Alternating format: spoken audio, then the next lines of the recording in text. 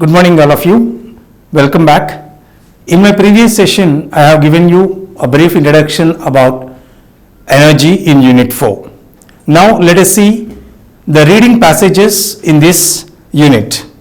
And this is Unit 4, and in my previous class we have reflected upon these points. What do we mean by energy and what are the various forms of energy that we are using in our daily life, and how critical is energy in a nation's development, and what are the energy related politics and scenario throughout the world in various countries, and is India energy sufficient, and when will we become energy sufficient in our country, and how do we achieve this.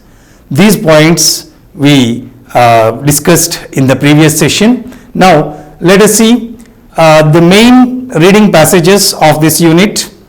In my previous class I explained you that these are the three that we are going to work on. Now let us see the first topic, in search of our energy solutions.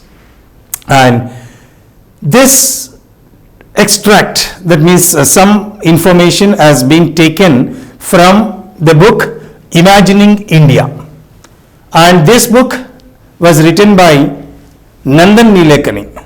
I think you might have seen him, and he is one of the popular personalities in this country. Nandan Nilekani was the co-founder of Infosys. Along with Narayana Murthy, he has co-founded Infosys, one of the leading software company, and you all aspire to get a job in this type of organizations. Now let us see what are the thoughts that Nandan Nilekani has expressed in Imagining India, and particularly in relation to our energy solutions. Here comes the problem, and energy solution in the sense energy in the form of fossil fuels or in the form of electricity. That's what we concluded in our previous session, that we require a lot of electricity, 24-hour electricity supply for every individual in this country, so as we give them the opportunity to work more, and once when we work more we grow more, we develop. So for country's development, resources are important, and those resources have to be available to the human resources, that is to the manpower. And when we work on a machine, when we study, when we teach, even everywhere, that we require electricity as one of the tools to work, and that energy is not sufficient in our country, and what are the reasons for it and how do we overcome that. He has offered certain solutions in this passage, in search of energy solutions for our country. Now this passage is available to you in your textbook Mindscapes, and as this is a video class and we can't show you or display that entire reading passage, and you please read that passage, and before listening to my session, this video lecture, if you read, it would be better and you can better understand the components or the summary that I am going to explain and the questions that I am going to discuss. So if you do not read, I request you to stop listening to my lecture now. Please read it once and then come back from this point and listen to in continuation. This is what is advised to you. Okay, now let me summarize the component what you have read in the first passage in our energy unit. In search of energy solutions in the heart of the theatre of oil. What do we mean by this theatre of oil? And this theatre of oil, theatre where many movies are played, many acts or drama or plays are enacted.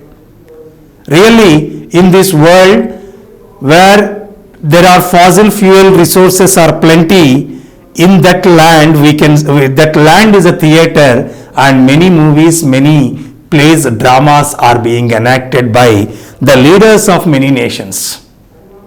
The reason is everybody wants that resource, and that's why they try to make use of and doing all types of politics to get hold over that theatre of oil. and that oil is Middle East countries where more resources of crude oil are available, Gulf countries, and there we can see the various scenes, political scenes.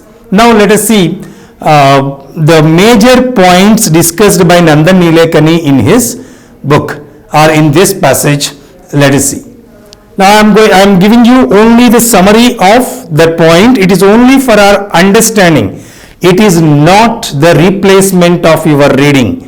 It is a skill that you have to acquire, and that skill you acquire only by practicing it. It meant that you please read, you please understand and work on. Then only you acquire the skill.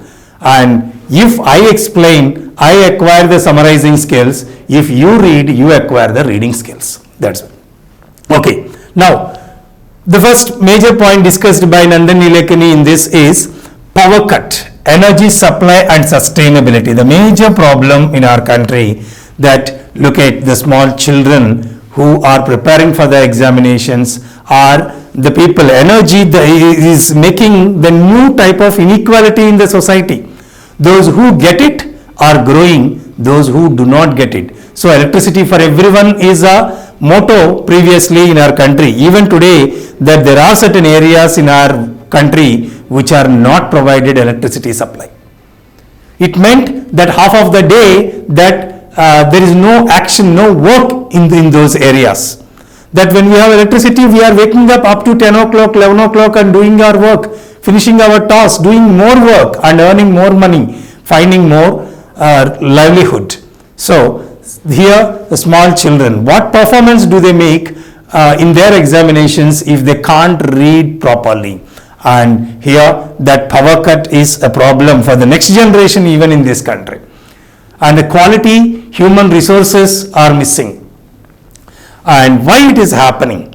And energy supply loss, sustainability means that every day during this time that we are going to provide electricity. Today we hear that politicians are promising the farmers that they provide electricity for 9 hours. What do we mean by 9 hours out of 24 hours? So are the farmers going to work only 9 hours? And are they providing only daytime the electricity? No, only when there is less peak hours, then only they try to provide electricity to the farmers.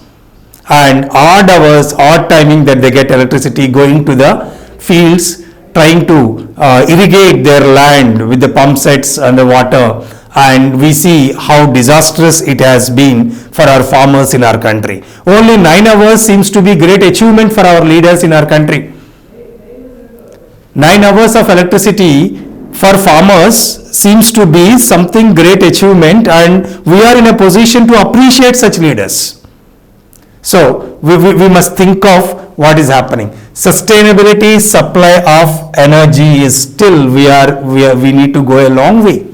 Now, next one, addressing the growing energy shortages. Energy is shortage, and that shortage is growing. Suppose 4 hours of power cut means that we can't produce electricity which is required for an industry to work for 24 hours in 3 shifts, 8 into 3, 24 hours. But as electricity is not available, obviously what is happening is power cut, and 1 shift or half of the shift that they will have no work. And such growing, when more industries are coming, more employability would be there in the country. What is required for an industry? They require land, they require infrastructure, they require manpower, they require electricity, they require water. Only when we are able to produce or provide such resources, then only industrialization or employability would increase in the country. But if we are unable to provide them electricity, how do we invite the investors to come and invest in our country or in our land? So this is growing, and this is a problem. We dream that India would be a developed country, and now we feel that we are developing country. How long this developing would continue? And when can we turn this developing country into a developed country? only when we have enough resources available for working more. And now, what is the major problem for this gap of energy supply, energy demand? Demand is on higher. We want all electricity for all 24 into 7, all 365 days. More consumption. When people consume more, obviously productivity would be more.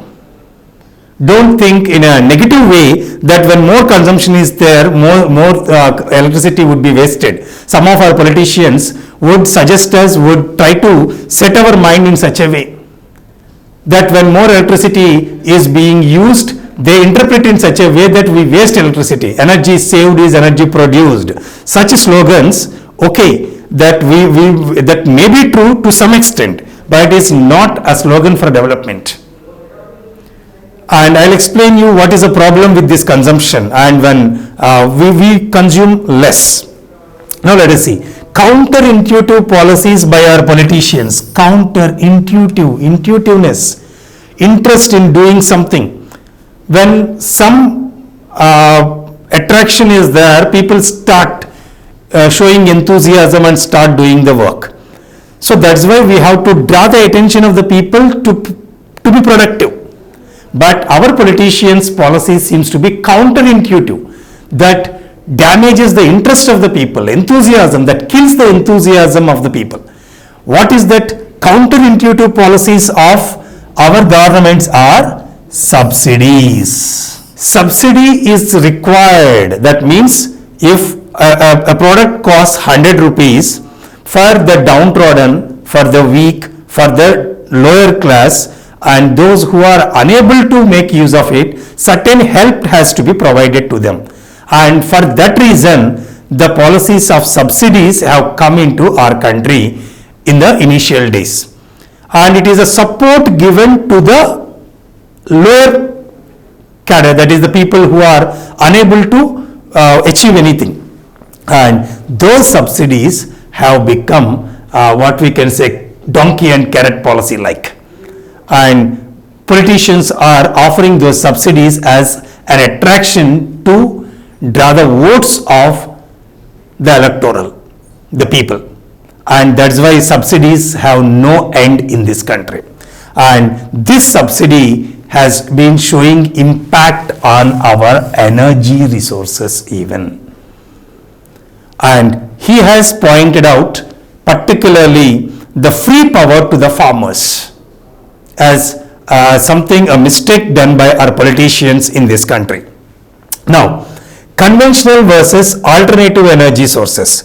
Conventional, in my previous class I told you non-renewable energy sources, those are all conventional sources. Hydroelectricity or thermal electricity, these are all conventional sources. Traditionally, we have been using for decades.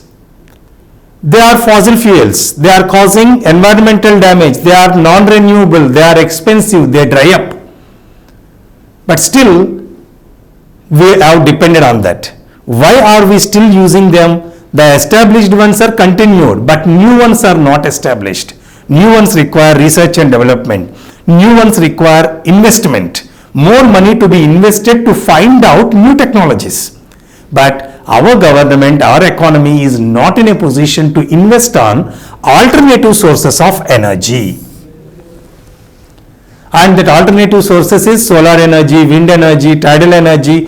So several new technologies, new equipment that if we manufacture, because there are several countries, I'll explain you in the forthcoming chapters, they have grown, they have developed by selling their technology to the other countries. But in our country, that we are in a position to import if we have money, otherwise we remain silent. And conventional versus alternative sources, still we are depending on conventional, which should be gradually shifted to alternative for getting better resources. Next one, lack of standards in import. Yeah, as one person said, you might have read it in the passage, that India has become a dumping yard for the developed nations. low class LCDs, LEDs and some other bulbs. These are all something, picture tubes, screens. These are all not of best quality that we are importing. And the second rate are the lower quality that they are importing, finding Indian market as a commercial one, luring one for their secondary grade material. And even our foreign policies, our import material quality law of import is not such strict. We are not in a position to command the world trade because of certain problems. Okay, now the global energy markets. Next point mentioned in this, global energy markets. What do we mean by energy market? Where is crude oil available? Let me import from them. Whoever are selling the crude oil for $1 less or $2 less, we are ready to go to them. We need crude oil, whatever they demand, whatever they pose, that we agree and import. Why do we surrender? Because we are in a need and we are not self-sufficient. As a result, that Middle East is something, Gulf countries, all those Middle East politics, if there is a war, we are getting affected. If there is some political disturbance in Afghanistan, in Iran, in Iraq or Arabia, and obviously we are getting affected. The reason is we are dependent. Why do we depend on them? We depend for energy resources. The resources are available with them. So oil prices fluctuate. When they fluctuate, Indian market fluctuate. And then the Middle East politics, and we are compromising with our foreign policies. The human rights are violated in certain Middle East countries. Children are not provided education. Girls are not provided education. Women are not given equal rights with men. These are all human rights violation when we see in certain countries. And as what we can say, bridging Gulf, India is a country which has very much renowned for bridging Gulf between East and West. Such a status for our country is now gradually demising for the reason that we, even though we are aware of certain human rights violation in certain countries, we are not in a position to tell them, to stop them and to ask them to follow the universal order. The reason is that those countries are resourceful, particularly oil resources. If we demand, if we pose any restriction, they are not going to be affected much. We are going to be affected much. As a result, we are following the national policies, compromising national policies. And mainstreaming our energy policy is a second part of this passage by Nandan Nilekani. Now, look at how this is a problem. One is politically, that we are offering subsidies, we are not investing on alternative sources of energies, and because of over dependence for energy resources, we are even losing our fame and compromising with our foreign policies. This is a problem. Now, how to overcome this problem? How to find the solution? Mainstreaming our energy policy. What are our challenges? Building a new infrastructure. What is a new infrastructure? New investment in the field of alternative sources of energy, solar energy, wind energy or nuclear energy or whatever it might be. We require more energy. As a result, we might have seen in the previous government of UPA that they have agreed with the CTBT and signed on nuclear deal with America. And the reason for that is that Manmohan Singh at the time has seen the benefits of the country as something important, that India has agreed upon the America's policies or the UN's policies that we are not going to test the nuclear weapons. So India is not going to be a nuclear power and all the testing and other things that we have voluntarily discarded. The reason is that nuclear technology to be shared from America for the sake of electricity, energy supply. And whatever it might be, our new structure has a little clarity. Little clarity means no clarity. How we are going to do this? When are we going to do this? How much money, millions of dollars, how many millions of dollars that we are going to invest? These are all not clear, no roadmap and no proper planning for this. Next, being economical versus consumption growth. Just now I mentioned this.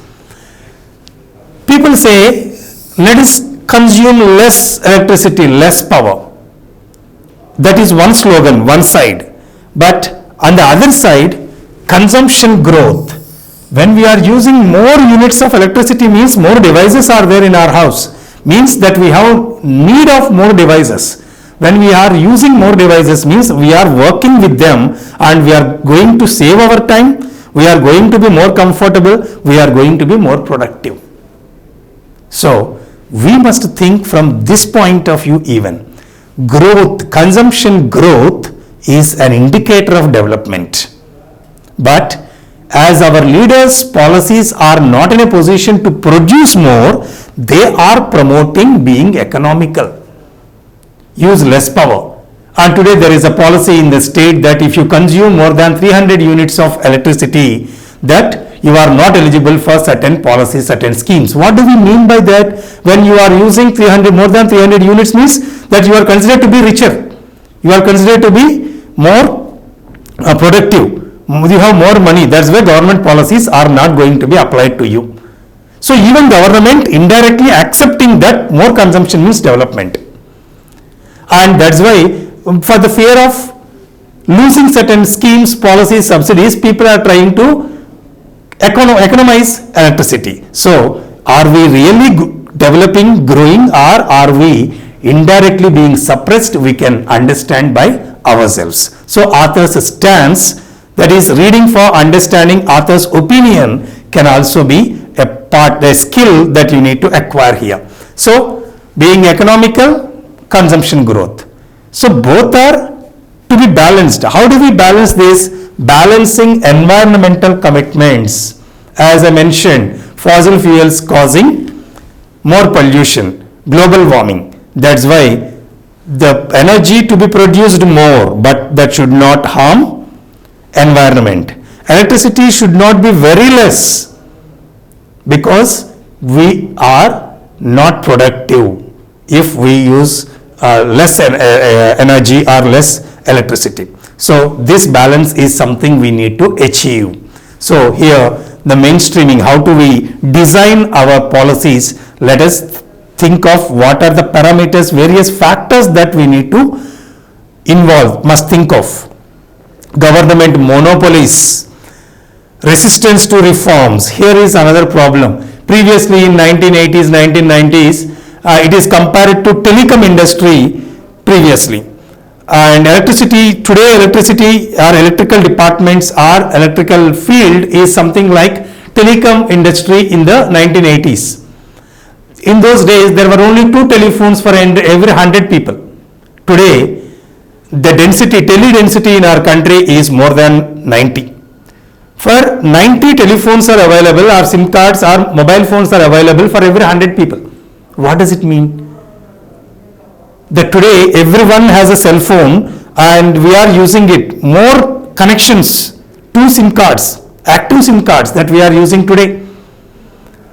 Today, can you imagine yourself without using the cell phone? Can you survive? You can't. Even an auto driver, a rickshaw puller, everybody requires a cell phone. Their market, their opportunity, their chances of employability, everything is connected to that communication revolution and to the information they get.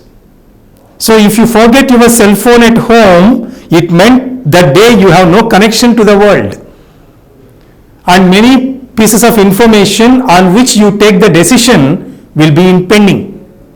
So your productivity would be paused for a day if you forget the cell phone. So in such a way, when more investment has come into telecom industry, Everybody has got the cell phone today and more development is possible. Every individual is now connected to the world and finding their life and opportunities in that. Similarly, such a type of revolutionary change is expected in the area of electricity or power. And this is what Nandan Nilekani is expecting. And people are resistant to reforms, surely. And the day of reformation, when you are changing a pattern, that day is inconvenient. And we should understand that inconvenience and we have to invite a change. We should not be resistant to change. And this is a problem today as a government and employee unions, organizations, politics, these are all related to this. And as a result, the electrical field or this industry, power industry is today is resistant to reforms. That's why still we did not reach to the place where we are intended to go.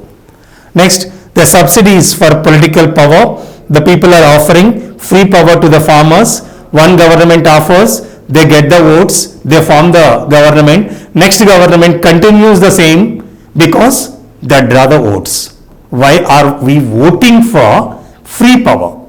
We need to check ourselves instead of blaming the politicians. And subsidies for political power. And what is happening is really he has mentioned Karnataka state's BJP government's offer to the farmers as a free power that consumes 1/4 of the electricity that the state produces. Means 25% of the electricity that you produce by investing, by paying salaries to your employees, by setting up the machinery and other things, all this energy you produce, 25% you are giving it freely. How do you get back that money that you have invested? So, government resources are dried up in the form of subsidies. And as a result, government has no money to invest more on alternative sources of energy. When there is no investment, there are no returns. That's why we are lying in this poverty forever. So, the problem is policy making, and the resistance to policy making new policies means politicians are causing and we are encouraging such politicians. That's why the onus is on all of us. We the people are bearing. We are dreaming, but are we really practically working? This is something we need to check ourselves. Next one. Here I mentioned consumption growth. An Indian consumes 1/15 of an average American consumes. If an American is consuming 15 units of power, we are consuming, an Indian is consuming 1 unit. We are at this lower level of consumption and Americans are at that higher level of consumption. They are using more devices, more time, more productivity. And suppose when we have a grinder, when we have a mixer, when we have a oven, or when we have something in the kitchen, the women time would be saved. That time can be used for productivity. And when we have certain equipment in our home and all these gadgets today, they are comfortable. Don't think only in terms of entertainment and even in terms of saving our time. Time is money and you can't get it back. So that time that you can spend effectively on your other tasks that helps for your development. So the Indian consumes 1/15 of an American. So where do we stand? 15 times lower than in comparison with an American. Now need to go up in consumption. This is finally the author's stance in a reading skill. Author finally suggests us that where do we go? Stop subsidies, whatever it might be. Ultimately, more electricity is required. We should produce more. And whether you stop subsidies, whatever it might be, that is all related to certain dirty politics. But what do an average Indian, an ideal Indian expects is that this country to be developed. This country to be developed is the critical, cruel energy sector has to be reformed. And we have to go up in consumption. We should use more devices, more electricity to be consumed, so as more productivity to come. Explore new energy solutions. So this is the suggestion that Nandan Nilekani has offered in this passage, In Search of Energy Solutions. Now, let's come back to our language element in this passage. What is the language element? That what skill that we develop in reading and answering these comprehension questions. Let me explain you. I am not going to tell you the answers for these questions.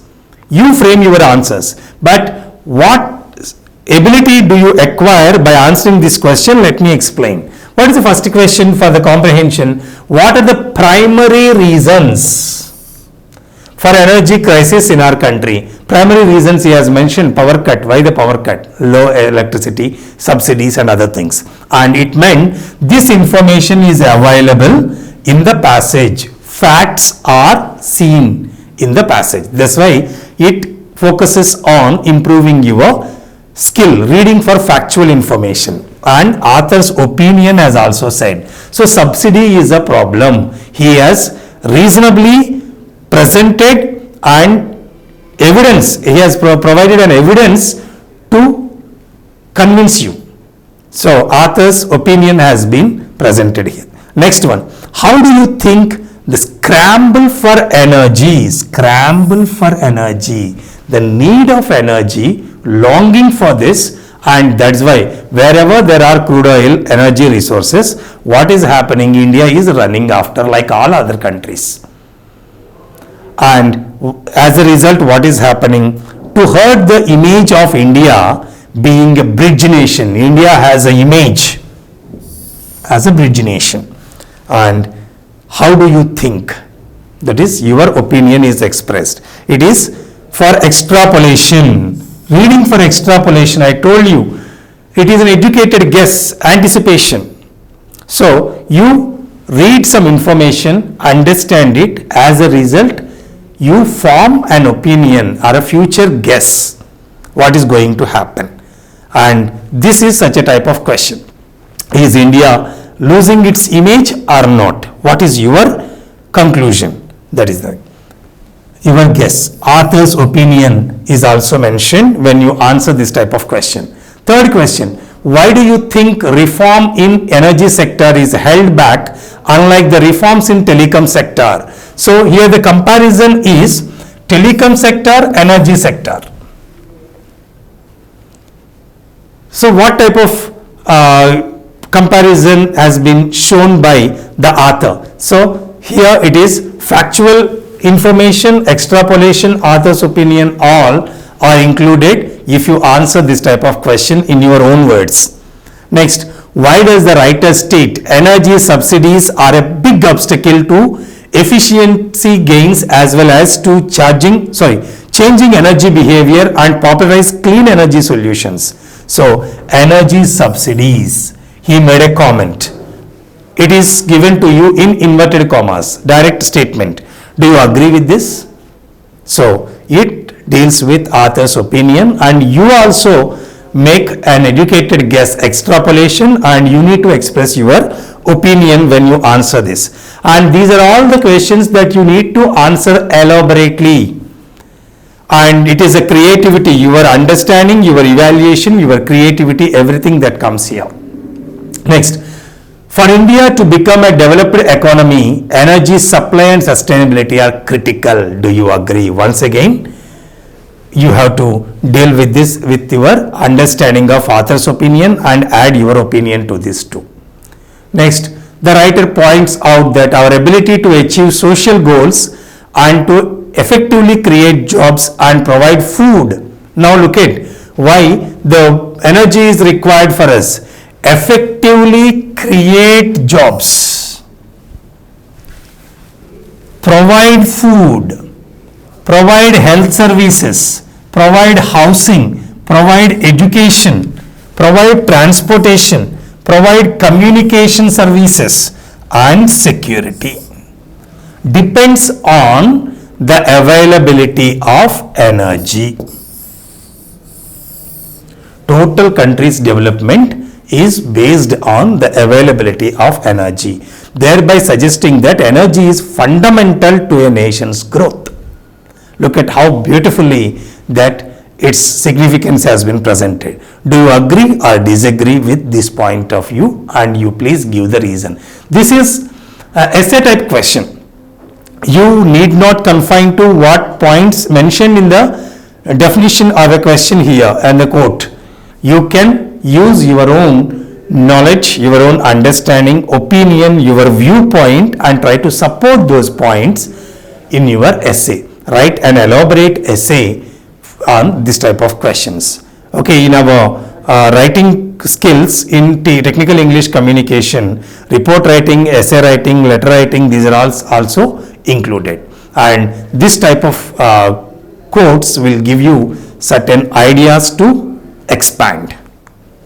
Okay, this is all about the first reading passage, In Search of Energy Solutions by Nandan Nilekani. And next class we will move on to the second topic, wind energy. Thank you.